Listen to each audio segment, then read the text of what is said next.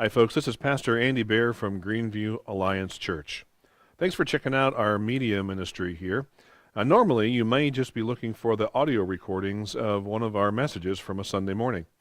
However, today's message is the third in our series called What's in a Name, and that's a series dealing with the names of God, their meanings, their places in scriptures, and the significance of all that in the lives of those of us who would be followers of Christ.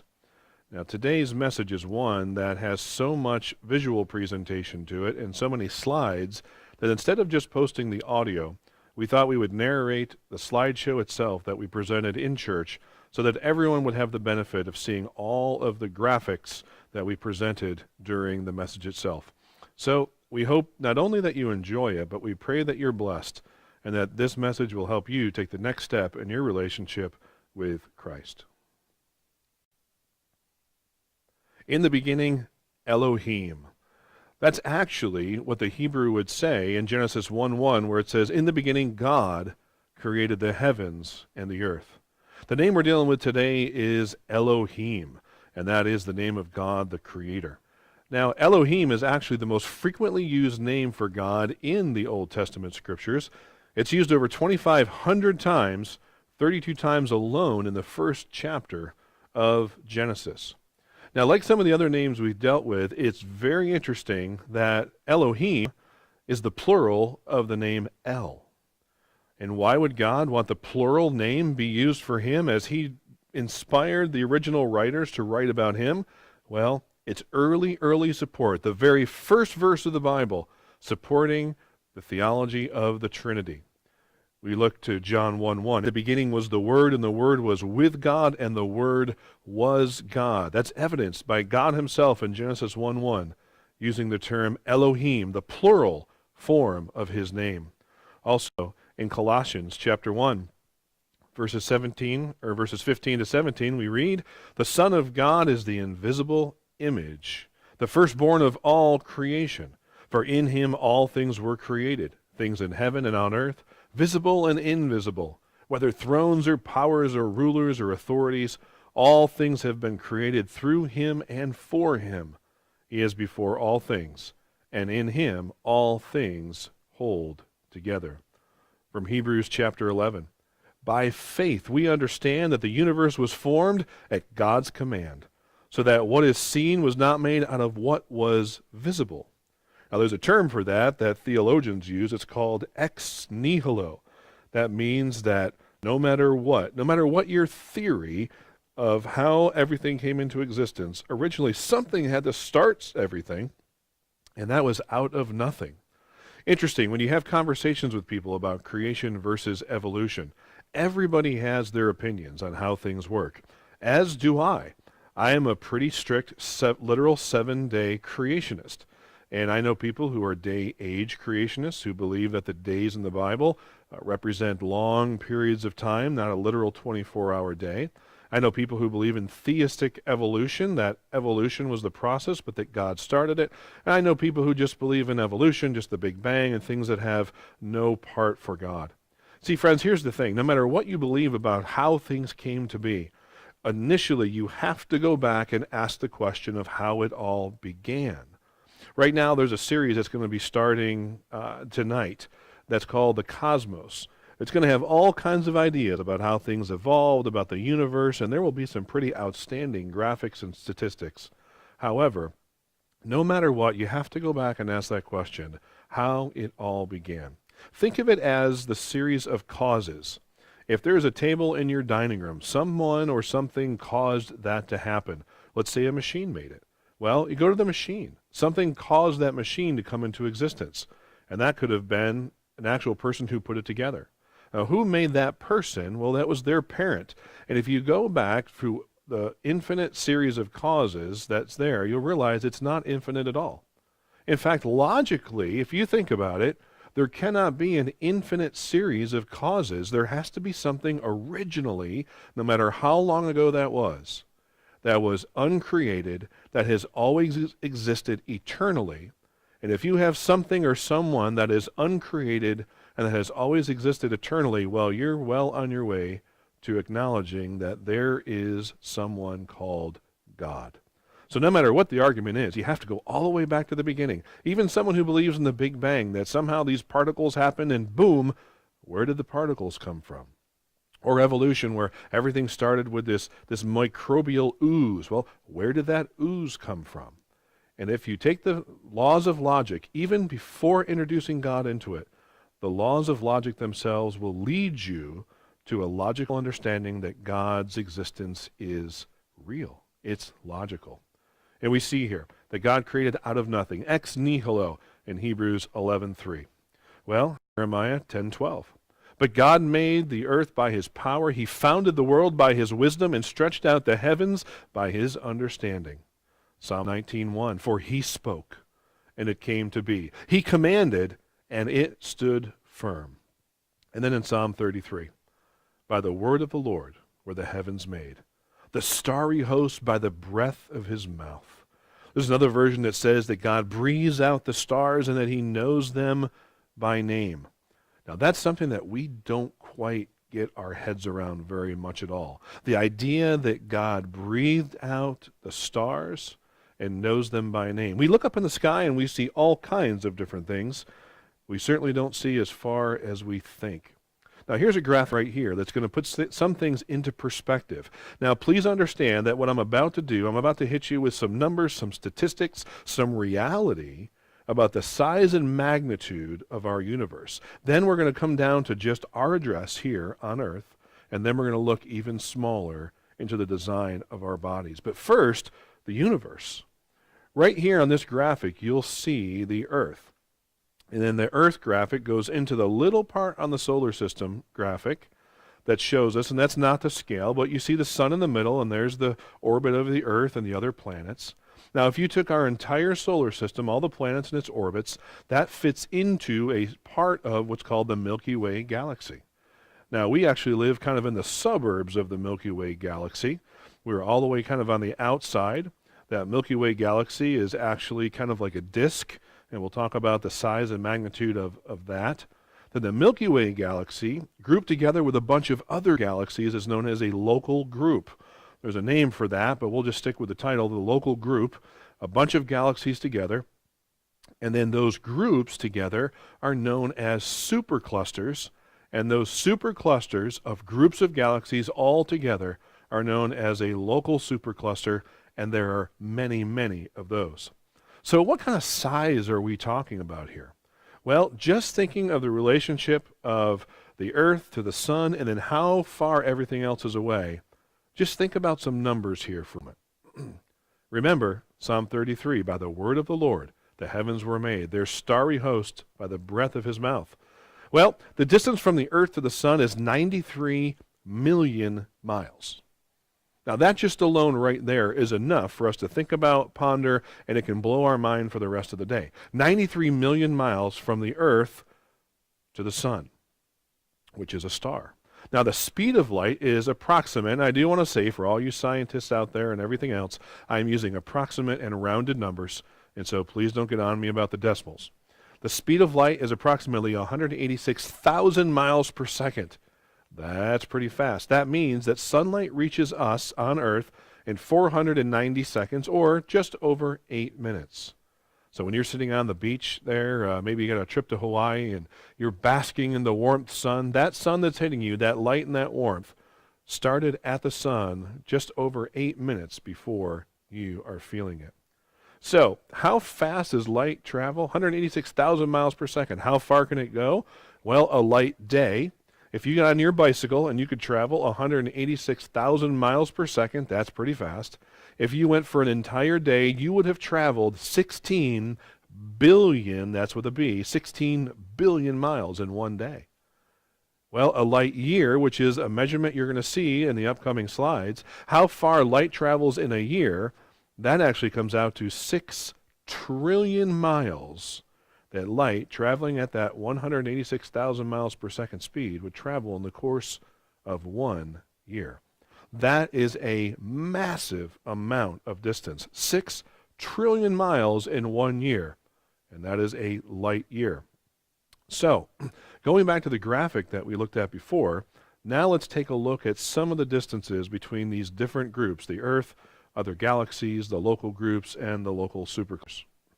The distance that we have to nearby stars, remember, we have a solar system, that's all of our planets, that revolves around the sun, which is a star. The distance to nearby stars and solar systems is 100 light years away. And that's our closest neighbor. That's 600 trillion miles away. That's our closest neighbor, the next star over. That is an astounding number. So that's the distance to the nearest stars. And so all those stars together make up the Milky Way galaxy. How big is the Milky Way galaxy? Well, the Milky Way galaxy is like a disk. It's actually 100 light years deep, if you want to think of it that way. But the width, or the magnitude, the length of the Milky Way galaxy is 100,000 light years across. That's 6 to the 18th power, or 6 quintillion miles across. How's your brain feeling right now? Because mine feels like it's starting to get a little bit of blisters. Well, hang in there, because it only gets bigger from there. That is just the length of the Milky Way galaxy. From our galaxy to nearby galaxies is actually 10 million light years away. 10 million light years away, or 6 to the 19th power, that is 60 quintillion miles away. Now keep in perspective that it's our solar system and a galaxy, and now the distance from that galaxy to the next galaxy over, to nearby galaxies, 10 million light years. So now you've got that galaxy, which is a part of a cluster. Now, how about from our cluster to the next cluster? Well, then you're going out even farther. Now you've got 10 billion light years of distance. That is light traveling at 186,000 miles per second, traveling for 10 billion years. And if it were to do that, it would reach the next galaxy cluster. That's 6 to the 22nd power. 6 to the 22nd power, or 60 sextillion. Now I'm going to be using some big numbers here, and just think about it. If you start over at the right with your last zeros, there's your hundreds, then you go thousands, millions, billions, trillions, quadrillions, quintillions, sextillions, and if you keep going out, it's septillion, octillion, nonillion, decamillion. There is a lot of zeros right there, folks. And there is a lot of reason to be astounded, because that's just the distance from one galaxy cluster to the next. Now, if you actually talk about right now what is the known observable universe, that's everything we know, and scientists and astronomers will admit we think there's stuff beyond there, we just can't see it. But how big is the current observable universe? That is 91 billion with a B light years across. 91 billion light years across. That's 546 to the 21st power, or 546 sextillion miles. It's absolutely astounding at the size and the grandeur of the universe that we live in. And yet the scriptures tell us that God breathes out the stars and he knows them by name. How about some of just the beauty of what we look at? This right here is known as the Rose Galaxy Formation. It's actually two galaxies. It's believed that the lower one kind of dropped through the top one, and it forms this rose-looking picture from one angle. And see, folks, here's the thing that you have to get your head around, and that I have to get my head around. I've been on the Hubble Space Telescope website numerous times, and I see these pictures, and maybe like you, I look at them, and there's no size magnitude. There's no scale of reference. Well, these galaxies that you're looking at right now are hundreds of trillions of light years across. Hundreds of trillions of light years across, and to us, it's simply an 8 by 10 picture. We have no clue just the magnitude of what it is we're looking at. Here's another nebula. Gases forming, stars doing all kinds of things in the background. This, again, hundreds and hundreds of trillions of miles across, and we have no concept. The Hubble, because of its lenses and its filters, comes up some real amazing photographs. Here's one of them right here. And check out this, the Butterfly Nebula. These are gases moving out from the center, and one of the things we don't really get, because there's no frame of reference, is that these gases that are causing these incredible pictures are moving at over 600,000 miles per hour. 600,000 miles per hour. And this is the image that we get. Here's another one, the Carina Nebula. In this picture right here, there are 12 stars that those stars just by themselves are 100 times the size of our sun. 12 stars in that picture that dwarf our sun, make our sun look minute. And our sun, by the way, is 1,000,000 times the size of the earth. That is some pretty astounding stuff. As I take a look at all of these pictures, all I see stamped all over it is Elohim.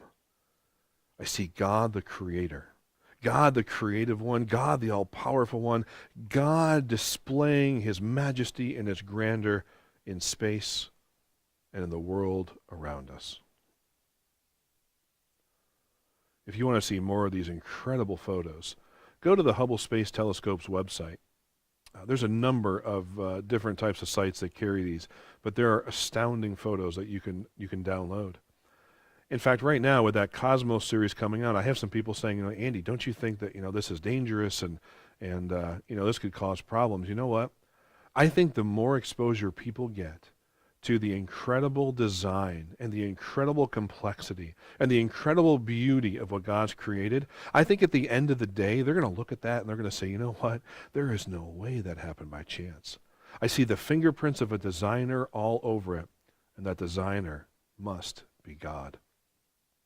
So if your brain's not too blistered from thinking about the size and magnitude of not only our solar system, our galaxy clusters, and all those types of things, let's think about now just this little place that we call Earth, in the whole scope of the galaxy, our address. Now I'm going to tell you that I don't think it's a coincidence that we have a habitable planet. Scientists have gone through and they have listed a number of criteria that would be required for a planet to be habitable.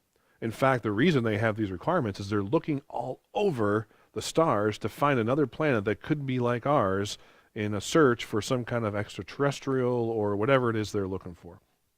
Well, there are certain factors that have to go into things for a planet to be habitable. I've picked a few to talk about, and I want us to look at these just in the idea of being in awe of God's creation, his handiwork, the work of his hands, to make this place perfect for us, who he would call the crowning achievement of his creation. Well, first of all, you've got to have water. You've got to have water. And we are, as a planet, in the exact placement in our orbit of the sun, exactly where we need to be in order to have water. If we were any closer to the sun, relatively speaking, the planet would burn. There would be no opportunity for water to exist. If we were further away, the planet would be so cold that it would ice over, and that we couldn't have liquid water in order to sustain life. Isn't it interesting that we are in the exact orbit that we need to be, and the exact star that we need to be orbiting around in order to have the basic element of life, to have water? Well, not only that, but the Earth's crust has to be a certain thickness and all kinds of other factors. Well, let's just think of the thickness. Right now, if you go anywhere on Earth, the crust of the Earth is anywhere between 4 and 30 miles thick. And the Earth's core, which is liquid iron, because of the thickness of the Earth's crust, it allows there to be a magnetic field that comes out that actually maintains the atmosphere. Without going into too much of the detail, the sun's solar winds and flares, if we didn't have this magnetic field around us, would totally destroy our atmosphere, and we would not be able to sustain life at all. But because of the liquid iron core of the Earth and the thickness of the Earth's crust, it creates this perfect magnetic field that protects us and allows us to sustain life. Well, when you look up at the sky at night, have you ever thought about the moon? Well, I'm sure you have. But do you know that without the moon, without a large moon that's roughly a quarter the size of the Earth, we would not be a stable planet at all? The moon's gravitational forces actually stabilize the Earth's rotation and allows there to be temperate seasonal extremes. If you didn't have the moon kind of stabilizing everything on Earth as far as the rotation, things would be out of control. The seasonal extremes, hot and cold, would be so much that we could not sustain life. Well, we've talked about the sun 93 million miles away. That sun is actually known as a G2 dwarf star, and it has to be just the right size for the Earth to be able to be in the proper orbit and sustain life. See, if the Earth were a different size, the Earth would orbit, but it would lock into an orbit which would prevent rotation on the Earth, so that one side of the Earth would be facing the sun at all times as it went around it. There'd be no rotation at all. And so one side of the Earth would be facing the sun all the time, and what would happen there? It would get way too hot. And the other side of the Earth would be facing away from the sun the whole time, out into deep space, and that would get too cold. And so we have the perfect size sun on the perfect size Earth in the perfect orbit in order to sustain life. Well, sometimes we get protected by big brothers and sisters. Well, the Earth kind of is no different. One of the other requirements to have a habitable planet is it has to be protected by other planets. You may not know that planets like Saturn, in their size, actually protect us from meteors, meteorites, asteroids, things that can have catastrophic effect on our planet. And so the design of God to put Saturn and other planets around us to protect us is certainly no coincidence at all. Another thing we have to have is an oxygen-rich atmosphere. The way God has designed everything, we see that our atmosphere is full of oxygen, and without that, we certainly could not sustain life. Now, these are just a few of the factors that are required in order to have a habitable planet. So what are the chances of all these factors happening together? Well, the probability is less than 1 in 1 quadrillion. Coincidence? I don't think so. In fact, think about what the psalmist said in Psalm 8. Lord, our Lord, how majestic is your name in all the earth. You have set your glory in the heavens. Through the praise of children and infants, you have established a stronghold against your enemies to silence the foe and the avenger. When I consider the heavens, the work of your fingers, the moon and the stars which you have set in place, what is mankind that you are mindful of them? Human beings that you care for them. You have made them a little lower than the angels and crowned them with glory and honor. You see the size of the universe. You see our placement here in the Milky Way galaxy, orbiting around our sun, our Earth designed specifically in order that it can have habitable life on it. And you and I, and all that have lived before and all that will live, are part of that life. God has designed in the vastness of space this place for us to live. Who are we that you would care for us? Who are we that you would be mindful of us, O God? It says you've made us a little bit lower than the angels, crowned us with glory and honor. In fact, Psalm 139, beginning in verse 13, for you created, this is King David talking to God, you created my inmost being, you knit me together in my mother's womb. I praise you because I am fearfully and wonderfully made. Your works are wonderful, I know that full well. He didn't just design the earth in an unbelievable way. He didn't just design the universe in an unbelievable way. He designed each and every one of us in an amazing and unbelievable way. Verse 15, my frame was not hidden from you when I was made in the secret place, when I was woven together in the depths of the earth. Your eyes saw my unformed body. All the days ordained for me were written in your book before one of them came to be. So let's think about us, you and me, how God designed us for just a minute. Well, we are an organism, and that's us as the human. You've got organs like heart, liver, lungs, skin. And you've got tissue, which are groups of the same cells all grouped together. You've got muscle tissue and all kinds of different tissues. Then you've got cells. That comes down kind of biologically to the smallest unit. It's made up of multiple parts.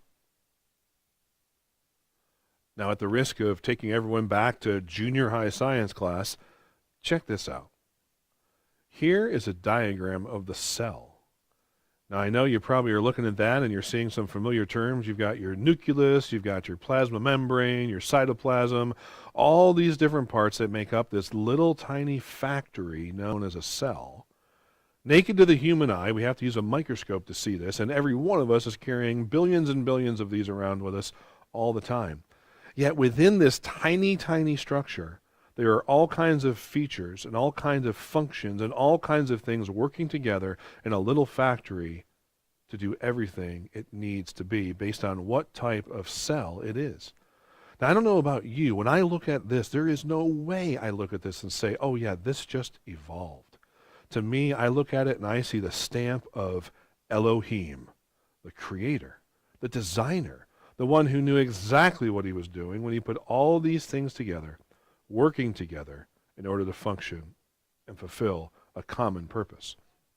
So the cell is kind of the smallest biologically, but what happens when we get below that? Well, then you've got an atom. Molecules, then atoms. Molecule is made up of at least two atoms. An atom is pretty much the smallest unit of measure that we commonly use. An atom, now I'm taking you back to junior high and ninth grade science class. You've got your nucleus, you've got your electron, you've got the orbits of the electrons around. But how big is an atom? Remember we talked about the Milky Way galaxy? 100,000 light years across, 100 light years deep. How big is an atom compared to that? Well, here's a little quiz for you. If I were to give you one atom of gold every second for 15 billion years, how much gold do you think you'd have? Now, everybody wants a little bit of gold, so think about it. One atom of gold every second of every minute, of every hour, of every day, every week, every month, every year, for 15 billion years. How much gold do you think that would be? Do you think you could handle it? Do you think you'd have space in your house, in your garage, in a warehouse? Well, actually, if I gave you one atom of gold every second for 15 billion years, you would have less than 2 millimeters cubed of gold. And the value of that gold would be less than 25 cents. Less than 2 millimeters cubed of gold, and the value would be less than 25 cents. Is an atom small? I don't think they have a word to describe how small an atom is. Now, an atom makes up a big part of your body. In fact, your body is totally made up of atoms. How many? The human body is made up of approximately 7 to the 27th power of atoms. That is 7 octillion atoms. That's a lot. And God knows every single one of them. He knows the nucleus, the electrons, the orbit, the molecules they make up, the tissues and cells that make up by those. Every single one of them. There's some other amazing things about the human body. Did you know that there are over 100,000 miles of blood vessels in an adult human body? That's right. If you took all of the blood vessels in an adult human and put them all together, it's over 100,000 miles long. One of the most amazing things about our body, the human eye. In fact, scientists today still agree that the human eye is the most complex machine, if you want to call it that has ever existed, that's known to mankind. The human eye itself can distinguish about 10 million different colors. That's astounding. If the human eye was a digital camera, we all know about digital cameras, and remember when you got excited because the digital camera on your phone was 2 megapixels? Well, now, if you were to take the human eye and convert it to a digital camera, it would have 576 megapixels. That is the level of detail that your eye can sense, translate into synapses, and get it all the way to your brain. That is astounding. How about your DNA? Well, did you know that if uncoiled, the DNA in all the cells in your body would stretch 10 billion, that's with a B, miles? That would get you from here to Pluto and back. All the DNA stretched out 10 billion miles from here to Pluto and back. Well, if that's not getting off the right foot, this is. When you take one step, just one single step, you are using in your body up to 200 muscles, specifically designed by God to work with one another. And then you take another step. And then you lift your arms. And then everything working together. It's absolutely astounding the way God has designed us. Some other pretty impressive things now that we have technology and can see things in ways that we could never see before? This right here, no, it's not a giant golf ball. It's not Epcot at night. That's actually a fertilized human egg. Picture taken with an electron microscope with certain filters on it to give it that color. Absolutely astounding. What does that egg become? Well, right here, folks, with an electron microscope, this is a human embryo. Life created.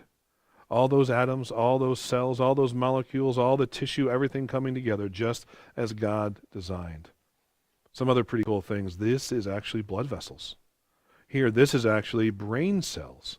Now tell me something. Remember earlier when we were looking at nebulas, hundreds of trillions of miles across in space? Now you look at this picture of brain cells, and although it's not exact, do you see some similarities? Some pretty amazing stuff. This next one may surprise you. This is actually the alveoli of your lungs. Healthy lungs, albeit, but this is what your lungs look like by God's design. Here's another picture using some interesting filters to bring color out. This, no, it's not a character from Monsters, Inc. This is actually a nerve ending. Here's what senses and feels and sends messages to your brain about what you're feeling and sensing, hot and cold, pleasure and pain. This next one, well, no, it's not actually bamboo getting ready to be fed to pandas. That is actually a microscopic look at an eyelash. Every one of those are eyelashes. And you can see God's intricate and beautiful design in it all. So let's think about this for a second. We looked at the magnitude and the vastness of space, all the way down to the microscopic level of us as humans. How does it compare? What's the size comparison between us and the rest of the universe? Well, we mentioned that the current observable universe is 91 billion light years across. Well, a human being, a human embryo at 2 weeks is 1 millimeter across. That means that the ratio of the size of the human at 2 weeks to the rest of the universe is 1/900 millionth the size, and that's something that none of us are going to get our heads around. But what you can remember is that God breathes out the stars, that God absolutely loved being a creator. You can see it in his design, but now think back with me to Psalm 8. When I consider your heavens, the work of your fingers, the moon and the stars which you have set in place, what is mankind that you are mindful of them? Human beings that you care for them. You have made them a little lower than the angels and crowned them with glory and honor. What is mankind that you are mindful of them? God, in this vastness of 90 billion years across, light years across of the entire universe, you set everything in place. You took this little blue planet and put it in just the right spot to the sun so it could sustain life. You put it in a place where you could say, let us create them in our own image. And then you loved us. It says you've made us a little lower than the angels. It says God made us that way, crowned them with glory and honor. Friends, what's that glory and honor? The glory is that he did all that design work in the vastness of space to bring us here and to make us glorious by saying, let us create them in our own image. And then the honor. Friends, consider this, the honor that God, that Elohim, the creator, the designer of everything that's so big that we can't get our heads around it, everything that's so beautiful that we can't understand how it came to be, everything that's so intricately designed that we can't figure out how it all works, that God would say to us, I honor you by saying, I love you. By looking at us on this tiny blue planet and saying, not only do I love you, I want to get to know you. I love you enough that when our relationship is broken through sin, I will send my son to take your place on a wooden cross to die for you. You think about it in Philippians chapter 2 when it says that Jesus humbled himself and made himself nothing, taking the very form of a servant. Jesus, the one that breathes out the stars, he says, I'm willing to become the creation itself, a creator becoming creation, taking our sin on us, being nailed to a cross that was made of wood that he knows he designed and he created. That he would honor us to say, I love you. I want to redeem you. Friend, not to be silly, but let me tell you something. If God were in class and had to bring something to show and tell, guess what? He'd bring you. He loves you that much. When he looks around and sees the stars and the planets and the nebulas and the beauty of everything in space, he'd still choose you. When he looks at the beauty of a galaxy like the Milky Way galaxy just rotating around in all of its majestic splendor, he would still bring you. You are the crowning achievement of his creation, being part of humankind. He loves you more than anything. He was willing to die for you. The one who created the heavens and the earth loves you more than the heavens and the earth themselves. Friends, I know that we can't get our heads around all of this. You start getting to enough zeros and my mind just starts to go numb, but friends, that's the point. The majesty and majesticness of God, the vastness of his creation, the size and the magnitude that we can't even explain, that God loves us. In the beginning, Elohim.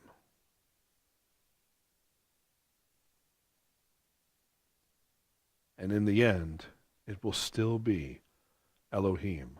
Friend, if you do nothing today, make sure that your relationship with Elohim is exactly where it should be. Would you pray with me?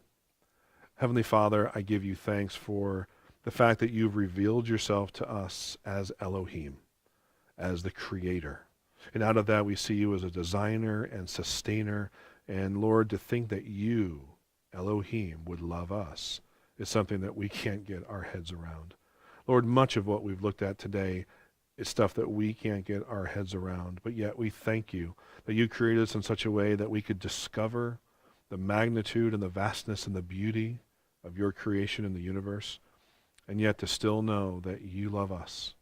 I pray for everyone that has listened and followed along, that if nothing else, they would understand your deep love for them, that they would take the next step in their relationship with you because of how you revealed yourself to us through your scriptures, and in this particular case, revealed yourself as Elohim. Amen.